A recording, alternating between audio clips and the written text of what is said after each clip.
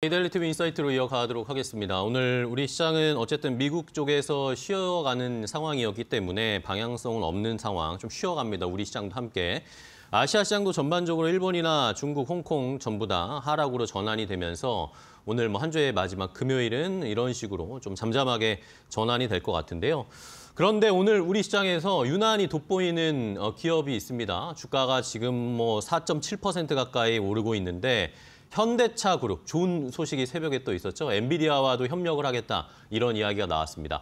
자, 여러 가지로 전방위적으로 지금 현대차 그룹이 사업을 확장하고 있고 협력하는 기회들도 많아지고 있는데 주가는 잘 안 갑니다. 그래서 어떻게 공략을 해야 할지 오늘 이분을 모시고 함께 이야기 나눠보도록 하겠습니다. 리더스 인덱스의 박주근 대표 모셨습니다. 안녕하세요, 대표님. 네, 안녕하세요. 네, 반갑습니다. 네, 반갑습니다. 새해 복 많이 받으시고요. 네, 새해 복 받으세요. 네. 네. 자, 현대차에 대한 고견을 듣기 위해서 저희가 박주근 대표님 좀 모셨는데 최근에 현대차 관련해서 좋은 이슈들이 너무 많아요. 네, 그렇죠. 많죠. 새벽에도 엔비디아와 AI 쪽 협력하겠다라는 이야기도 나왔고 어제는 또 국내 투자를 대규모로 진행하겠다. 네. 역대 최대 규모로 한 24조 4조. 3천억 원 정도? 네. 이 정도 투자하겠다라는 이야기가 나왔습니다. 자, 국내에 일단은 많은 돈을 투자하겠다는 건데 이 투자안을 계획을 보셨죠? 여기에서 저희가 핵심적으로 봐야 될 게 뭘까요? 전동화 계획입니다. 전동화 그리고 계획. 두 번째가 더 중요한 건 플랫폼화 계획입니다. 플랫폼과 이걸 전동화. 이해하셔야 되는 게 네.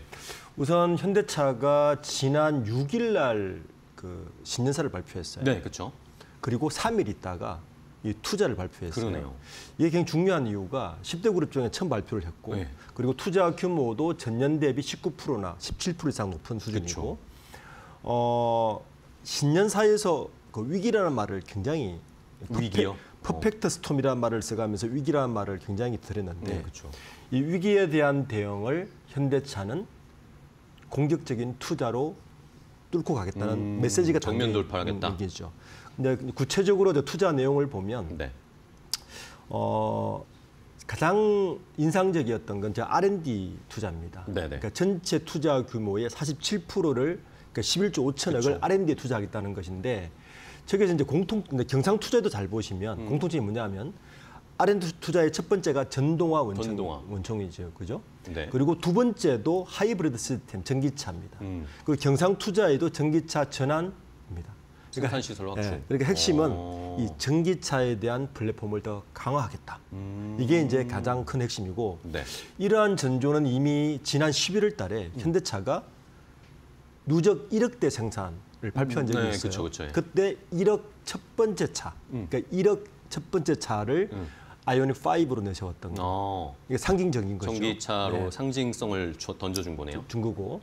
그리고 지난 11월 달에 또 좀 1억의 현대차가 CEO를 임원인사를 했는데 했죠. 그때 호세 무뇨스 CEO를 외부 인사를 처음으로 발탁하면서 이 호세 무뇨스 CEO가 LA에서 처음으로 그 프레스 릴리스를 할 때 그때 들고 나온 것도 전기차였습니다. 그렇죠. 아이오닉 9. 9이죠. 그쵸. 그러니까 현대차의 그 전면에는 역시 전기차에 대한 강력한 의지가 담겨 있다. 이렇게 읽을 수 있는 부분이 이번 그 투자의 좀 핵심이라고 보고 있습니다. 전동화에 이제 조금 더 속도를 내겠다. 네. 그 전까지는 어쨌든 하이브리드에 또 약간 또 비중을 두는 모습도 보였는데 이제는 아예 지금의 위기를 전동화, 전기차로 드라이브를 걸면서 뚫고 나가겠다. 뚫고 나가보겠다. 투자도 역대 최대로 하겠다. 역시 기업 경영에서 가장 강력한 방어는 성을 지키는 가장 강력한 방어는 공격이거든요. 네, 그렇죠. 수세가 아니라 현대차가 대표적으로 보여주고 있는 것 같습니다. 그렇습니다. 네. 말씀해 주신 것처럼 공격적으로 대응을 하겠다는 건데 저는 또 최근에 현대차 그룹의 행보 중에 관심이 많이 가고 주목이 됐던 게 한 발 빨리 한다는 겁니다. 그렇죠. 네. 인사도 한 발 빨리 했고 네. 이번에 투자 계획도 한 발 빨리 진행을 하고 이런 것들이 아무래도 시장에서 좀 좋은 평가를 받는 것 같은데 이번에 또 아까도 말씀해 주셨지만 정의선 회장이 또 신년사를 발표를 했습니다. 거기에서도 저희가 어쨌든 올 한 해에 현대차 그룹의 방향성을 또 뭐 힌트를 얻을 수 있잖아요. 네. 여기에서는 어떤 메시지가 가장 인상 깊으셨어요? 저는 몇 가지가 인상적인 한 네 가지로 간추려 보면 네 가지. 우선 현대차의 그 신년사를 장소인데 고향 현대모터스에서 했어요. 네, 맞습니다. 예. 그리고 이제 분위기를 보면 꼭 카카오나 네이버의 신년사를 하는 것 같은. 네, 되게 그러니까 부드럽고 약간 흡사한 식으로 발표를 하더라고요. 왜냐하면 자동차 산업이라는 게 굉장히 올드 인더스트리잖아요. 그렇죠. 그러니까 이 올드 인더스트리에 속해 있는 이 산업을 최첨단 IT 기업에서 하는 신년사처럼 했다는 거. 그러니까 맞습니다. 이 장소는 첫 번째가 우리 조직은 굉장히 유연하고 혁신성이 있다라는 걸 우선 보여주는 프레스 릴리스였고요. 두 번째는 메시지를 좀 뜯어보면 네. 그러니까 퍼펙트 스톰을 아까 이야기했지만 위기를 강조했다는 거. 근데 이 위기를 강조했는데 이런 말을 해요. 네. 위기가 없으면 낙관에 사로잡혀 안해진다는 말을 합니다. 그래서 요 말과 이어서 무슨 말을 하냐면 네네. 정의선 회장이 2018년 하반기에 수석 부회장이 되고 네네네. 그리고 2020년 이후에 이제 회장이 됐는데 그동안 정의선 회장의 어떤 움직임들을 보면 네. 현대차에 대한 체질 개선을 굉장히 강조합니다. 안주해서는 안 된다. 그러니까 안주하지 말라는 메시지를 그렇죠. 계속 던지는데 올해도 역시 체질 개선을 강조했어요. 작년에 뭐라 그랬냐면 작년 신년사에서 네네. 이런 말을 했어요. 2024년도에 위기를 슬기롭게 극복하기 위해서는 결국 어떤 체질을 가졌는지가 중요하다. 이런 말을 하는데 네네. 올해도 이어서 뭐라 그러냐면 지속적으로 체질을 바꿔야 된다. 그러니까 이 말은 현대차의 쭉 행보를 보면 자동차라는 굉장히 올드 인더스토리 이 산업이 네. 더 이상 기계 산업이 아니다. 최첨단 IT 테크 산업이다. 그쵸. 이런 쪽으로 조직을 계속 혁신을 이어간다는 게 이 메시지 담겨 있고요. 마지막으로는 뭐냐면 오픈 이노베이션입니다. 오픈 이노베이션. 아까도 이제 멘트에서 말씀하셨지만 엔비디아하고 협력하잖아요. 네네, 그렇죠. 이게 무슨 말이냐면 폐쇄적인 정책을 쓰지 않겠다는 이야기입니다. 현대차는 지금까지 보시면 배터리는 누구와 협력하고 플랫폼은 누구와 협력하고 그쵸. 이런 식으로 심지어는 저가의 동침도 하고 그러니까 이런 여러 가지를 하면서 오픈 이노베이션을 계속 내세우고 있고 그거의 정점은 역시 지난 11월 달에 있었던 임원 인사. 뭐 우리가 알지만은 호세 무뇨스 차장부터 시작해서 그다음에 뭐 미국 들었었고 대사였던 성김 뭐 부회장, 성김 사장이라든지 이런 오픈 이노베이션을 들어서면서 굉장히 강력한 체질 개선을 하는데 그 신년사에서 그 자리를 배치를 보시면 네네.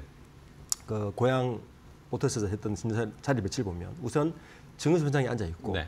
정의선 회장의 오른쪽에 옆에 누가 있었나요? 그러니까 중요하거든요. 네. 일단 장재원 부회장이 앉아 있고. 예.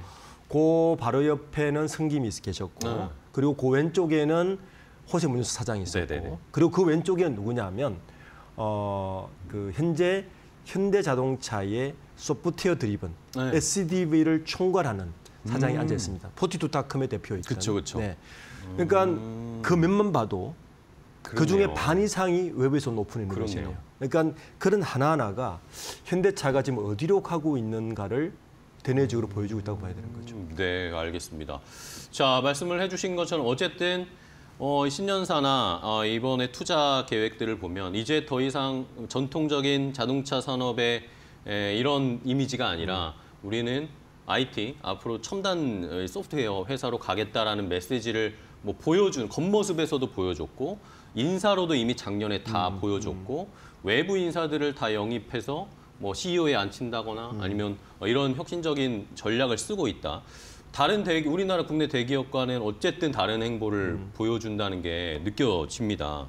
자, 그렇다면은 뭐 이러다 보니까 작년에도 굉장히 좋았어요. 좋았죠. 네, 판매 자체도 기록적이었습니다. 작년에 뭐 미국 북미 쪽에서만 판매한 거 현대차 기아가 판매한 것도 170만 대 넘게 팔았다는데 그러면 어쨌든 작년에 또 우려들은 있었잖아요. 이게 보조금을 작년에는 현대차 기아, 현대차 그룹이 못 받았기 받았죠. 때문에 이러면 미국에서의 경쟁력이 있겠냐, 가격 경쟁력이 있겠냐라고 했는데 오히려 잘 나왔단 말입니다. 근데 이번에는 또 올해 이제 새롭게 IRA 보조금 받는 거에는 또 포함이 됐어요. 네. 현대차 전기차 5종이. 그렇죠. 그러면 이제는 뭐 미국에서도 경쟁력 저희가 뭐 인정받았다라고 생각해야 될까요? 현재 미국 시장에서 현대차가 4위입니다. 네네. 그러니까 그 미국 순위가 지금 보면 그 GM 1위고 네. 토요타가 2위고 포드가 3위고 현대차가 4위인데 여기서 잘 보시면 네. 순위는 4위지만 전기차나 하이브리드 이런 판매를 보면 네. 현대차가 이 4개 회사 중에서 가장 높아요. 전기차 비중이. 이게 굉장히 아이러니한 부분이에요. 네네. IRA 지원을 받지 않았는데도 그렇죠. 높게 받았다는 게 굉장히 이제 괄목할 만한 그렇습니다. 성장이고, 두 번째는 뭐냐면 많은 이제 투자자들이 이제 고민한 점이 거기에 있었죠.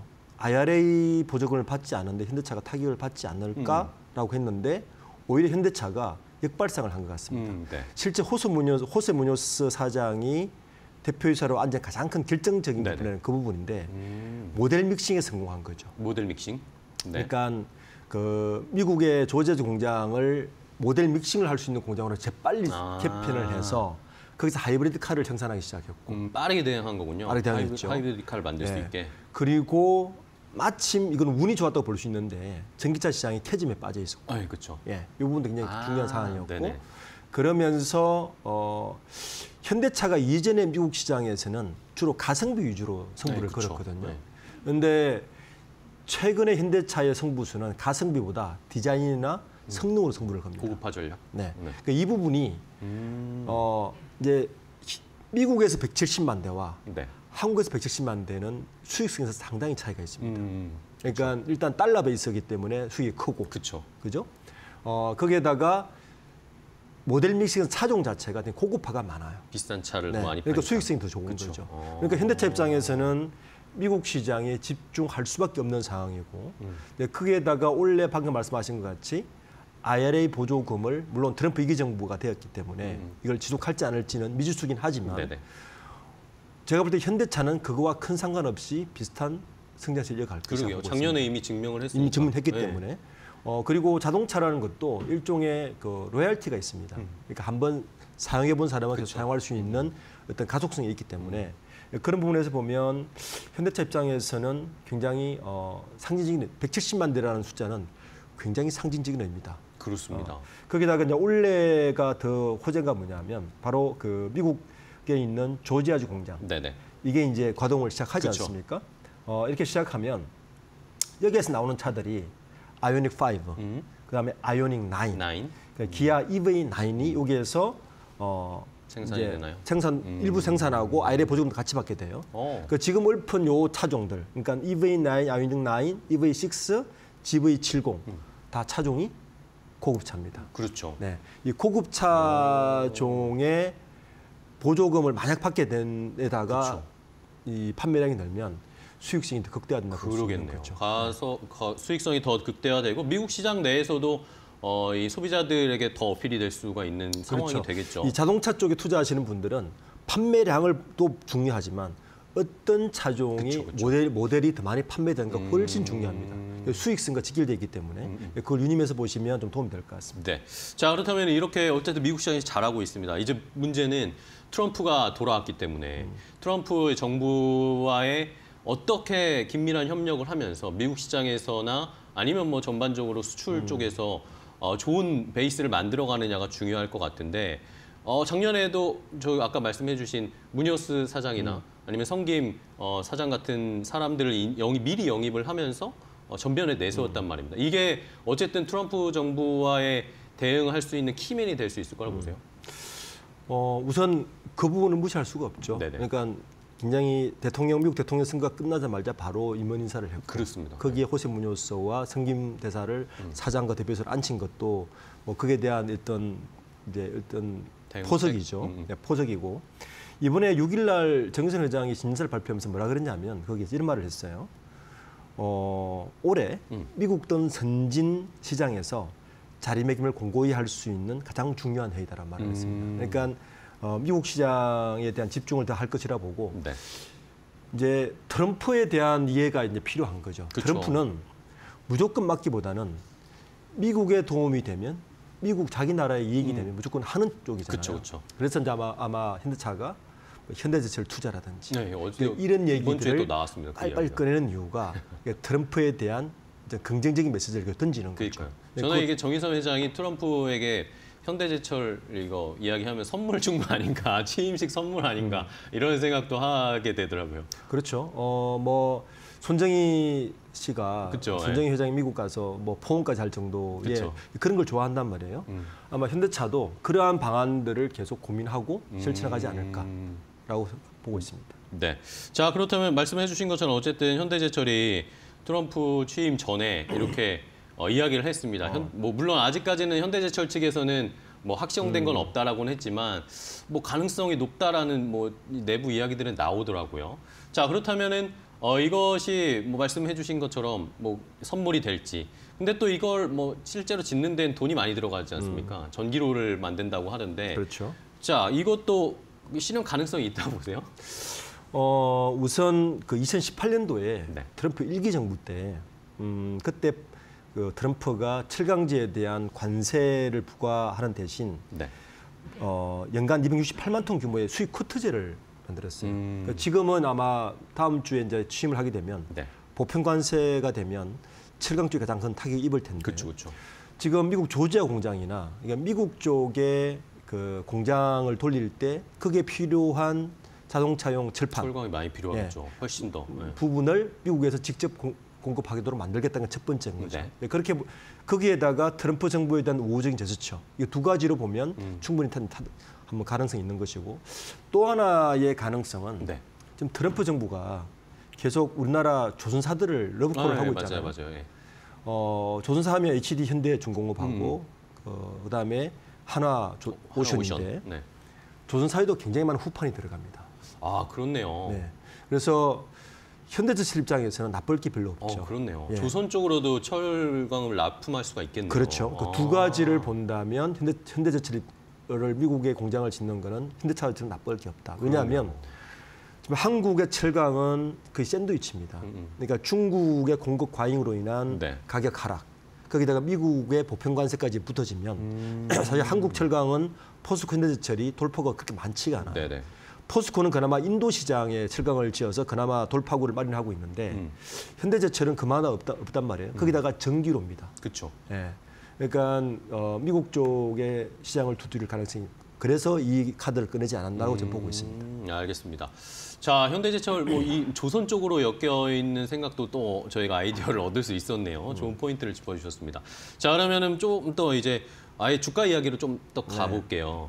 시간이 얼마 안 남아서 자, 현대차 그룹 이렇게 좋은 건 많습니다. 지금 트럼프 미국 쪽에 대응도 잘하고 있고 판매도 잘 되고 있고 내부적으로도 혁신의 동력을 계속 돌리고 있고 이런데 이제 주주들은 너무 안타까운 게 주가가 안 갑니다. 물론 오늘은 그렇죠. 뭐 이슈 때문에 반짝 오르긴 하는데 추세적으로 주가 상승이 잘 안 나온단 말입니다. 이게 이제 주주들 이야기는 아무래도 이게 지배구조 개편 이야기가 이게 클리어되지 않으니까 자꾸 주가 누르는 거 아니냐 이런 식의 좀 불만들이 있는데 어떻게 보세요? 현대차의 주가를 보실 때 저는 좀 가름말을 타야 됩니다. 네네. 우선 현대 기아차의 주가는 철저하게 그 자동차 시장과 네네. 뭐 이런 영향성을 봐야 되는 것이고 그리고 글로비스와 모비스는 지배구조 영향으로 이제 좀 가름말을 타서 보는 게 맞는데 우선 현대 기아차를 주로 이제 많은 분들이 투자를 하시니까 네네. 현대 기아차의 또 하나의 투자 포인트는 뭐냐면 저는 그 소프트웨어 플랫폼 아마 원래 이 자동차 시장에 소프트웨어 플랫폼 경쟁이 치열할 겁니다. 네네. 그래서 아마 합종 연행이 되게 심할 거예요. GM하고 어디하고 손을 잡을 것인가, 토요타는 어디하고 손을 잡을 것인가, 폭스바겐 누가 손을 잡을 것인가. 이게 뭐냐면 우리가 PC 시장에 마이크로소프트가 OS를 돌리듯이 똑같은 거란 말이에요. 그렇죠. 자동차 안에 OS가 자동차에 들어가는 OS와 플랫폼을 어디와 그렇죠. 공유할 것인가 중요하기 때문에 현대차가 이 부분은 장정원 부회장도 굉장히 많이 강조를 했습니다. 그러니까 현대차가 향후 SDV 시장에서 어떤 플랫폼 손을 잡을 것인가 첫 번째 중요한 투자 포인트고 두 번째는 뭐냐면 현대차가 꿈꾸는 게 이런 것 같아요. 자동차라는 상품을 판매하는 게 아니라 이동 수단의 시장의 패러다임을 바꾸고 싶어하는 것 같아요. 그렇죠. 네. 그러니까 그 패러다임을 바꾸는 과정에서 목적 기반형 차량 같은 게 원래 나올 것 같은데 그런 게 어떻게 지금 움직일 것인가도 중요한 투자 포인트. 이 부분이 조금 가시적으로 나오면 현대 기아차 주가를 한 번 더 점프업을 할 수 있다.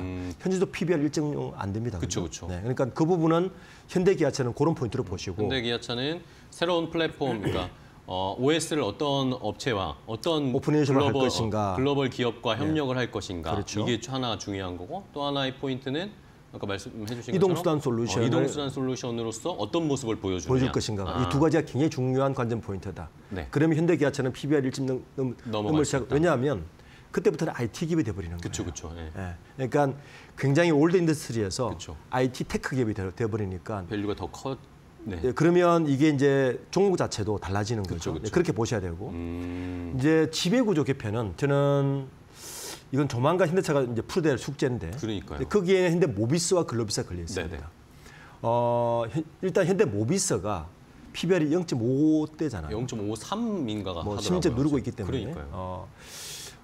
요거에 대한 단초는 현대 엔지니어링에 대한 IPO가 사인입니다. 현대 엔지니어링 상장. 현대 엔지니어링의 IPO를 준비하고 있다. 그때는 그러면? 현대 모비스를 같이 봐야 된다. 네. 네, 요게 투자 포인트입니다. 그러니까 현대 엔지니어링이 뭔가 IPO를 하려고 스스로 움직인다 그러면 바로 모비스를 보시면 현대 엔지니어링 상장으로 그 자금으로 그렇죠. 상속세 같은 것들을 해결할 수 있으니까. 네. 그래서 이건 지배구조적으로 봐서 그렇게 접근하시는 게 맞는 거죠. 그러니까 좀 현대차구를 볼 때는 다른 말로 분리해서 보면 투자가 좀 보인다. 네, 알겠습니다. 자, 이렇게 마지막에 저희 9분에서 딱 알려주셨어요. 현대차 기아의 주가 흐름을 볼 때 포인트와 지배구조 개편 이야기 나올 때 글로비스와 모비스, 현대 엔지니어링 과연 올해 상장할 것인가, 뭐 조금 어렵다는 이야기들도 나오고 있는데 그런 내용들 잘 살펴보시면서 올 한 해는 뭐 현대차 너무 잘하고 있습니다. 네. 주가도 또 함께 잘 가면 투자자분들도 많이 개인 투자자분들 더 좋아하실 테니까 저희도 한번 기대해 보도록 하겠습니다. 오늘 리더스 인덱스 박주근 대표와 함께 얘기 나눴습니다. 다음에 또 뵙도록 하겠습니다. 오늘 고생 많으셨어요. 네, 감사합니다. 고맙습니다.